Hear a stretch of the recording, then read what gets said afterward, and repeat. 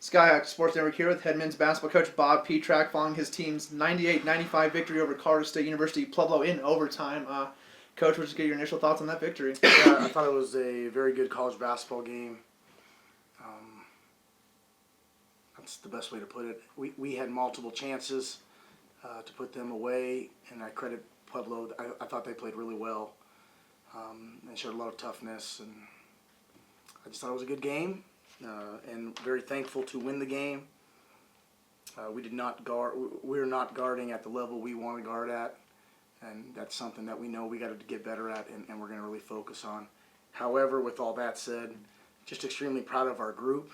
These were the games we lost last year. This was the exact game we lost last year. These type of games, we lost 3 or 4 of them, and this year we weren't going to be denied in there. I really feel that we had multiple times where we could have put it away and we didn't, and we just kept fighting. And for that, our staff's really proud of our team.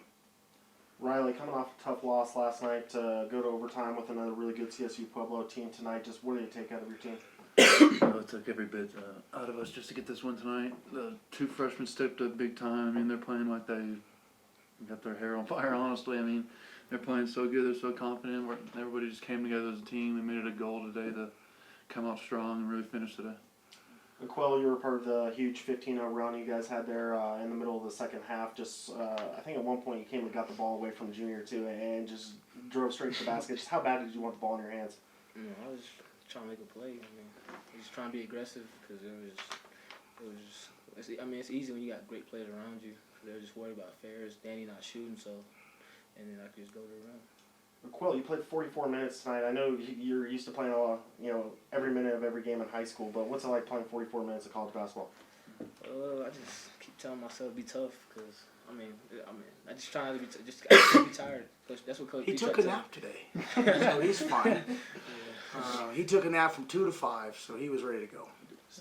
Junior, when they started making it tough on Akuel, started kind of throwing some double teams at him, you kind of put it on your shoulders there. Just what were you seeing when they kind of double teamed Akuel, and what did you want to do? At first, I wanted to get my 3-ball going, but that wasn't working, so I just tried to be aggressive and get to the rim. And I knew Akuel drew so much attention, so I just got to be available and be mentally prepared to step up in times like those.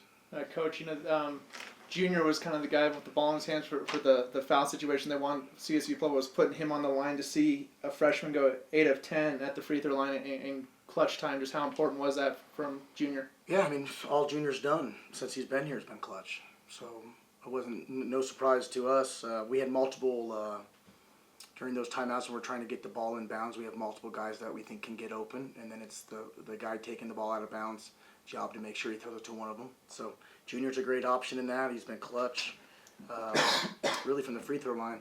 Even in a game in Costa Rica, he made 2 big ones. You remember those? So I mean, it's just been something that he's done the whole time. We're very comfortable with him. He's played outstanding. Hokanson is an all-league caliber player who's going to get only more healthy as it goes on. He hasn't been able to practice now that he played a lot of game minutes. He's just going to get better and better each week. And that's only going to help our team. Riley, what kind of energy does Junior bring to this team? You guys had a guy like Alex Semadeni for years who brought so much energy, and maybe looking for a guy to replace that. Just what kind of spark does he provide the bench? I mean, he's a leader. He brings it every day. Practice, too. I mean, he's just the energy galore. You just want to be around him, man. He makes us all better. He makes us come together. I mean, he's one of the driving forces of this team. Bob, I mean, you guys go on the 15-0 run and build a big lead, and then they answer right back. I think it was an 18-4 run. Just how tough was it to see that lead dissipate there? Yeah, it was tough, and it was probably my fault, to be honest. We had a good thing going, and then I subbed, and sometimes that can make things tricky.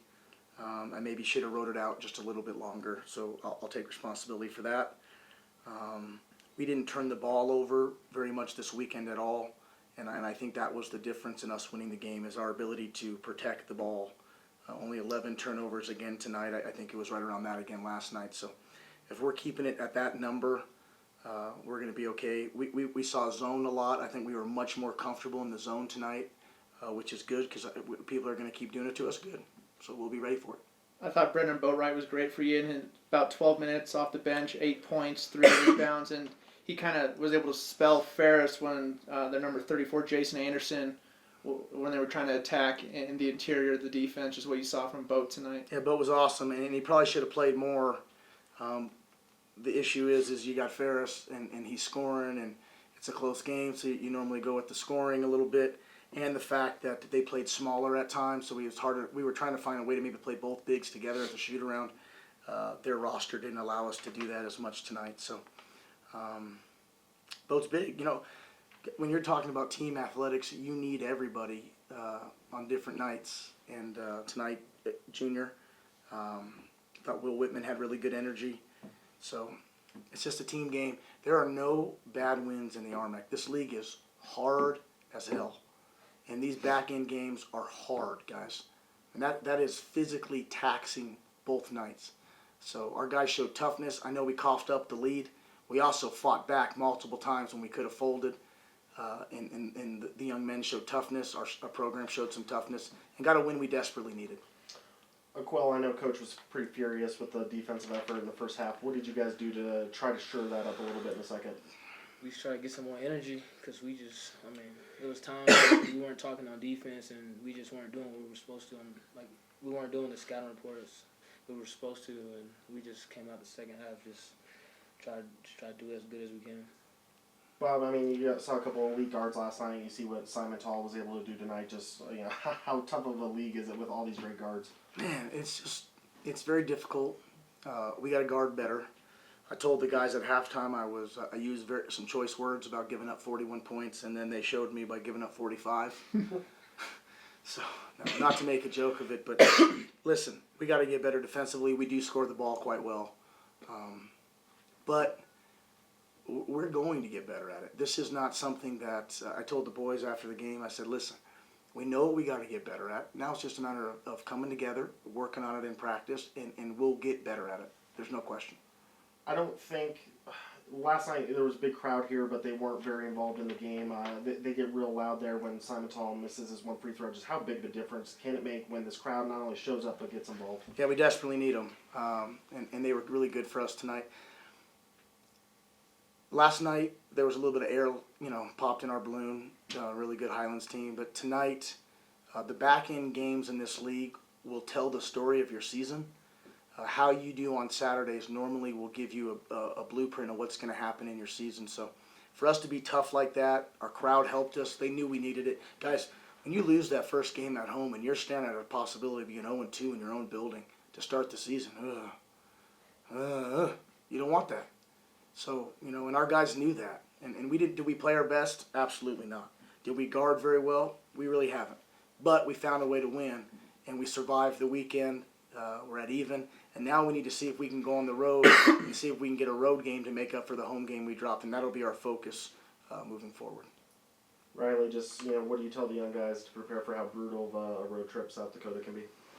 I just tell them to stay confident. It's just another game. The same. They got rooms just like us, balls just like us. You just got to go out there focused and mentally ready to guard, and just got to give it our best effort. We've been at home for 8 games in a row, and I don't know how many days in a row it's been. It's been 60-something days or whatever. But we talked about it after the game. We're actually really excited to go on the road at this point. There's a lot of pressure when you play at home, guys, in this league, because those games are so valuable. So no matter how much you try to diffuse the pressure, it's on you. The pressure's on the home team. So we've been the home team 8 straight times in some big games. Won 7 of the 8 at the homestand, and now let's go on the road where the other teams have all the pressure and see if we can't just relax and play some really good Fort Lewis basketball. All right, Coach, some anxious moments there, end of regulation, even end of overtime. Are these good teaching moments, good things to experience, and also you get to end the night on the plus side while dealing with these in-game tight situations? Yes. This is a good question, and yes, these are all good moments for us. We're learning as we go. Could we have missed the last free throw and not let them even have a chance at the last shot? Yes. Some of the fouls we made with 1.5 seconds. I mean, these are all teachable moments, but, guys, we only have... Ferris didn't play last year. I mean, it's a brand new ball club. Whitman, Boat, LaRose are the only 3 guys that even played in an RMAC game last year with Ferris being out. So is it going to be, we're going to throw a perfect game? No. So we'll learn from everything we're doing and just simply try to get better. The good thing is is we have the right humans in our locker room. That is the number one thing. We got guys that want to be coached. We got guys that want to learn. We got guys that want to get better. So we don't have any issues with that. And when you have that, you got a real chance to get a lot better. Thanks, gentlemen.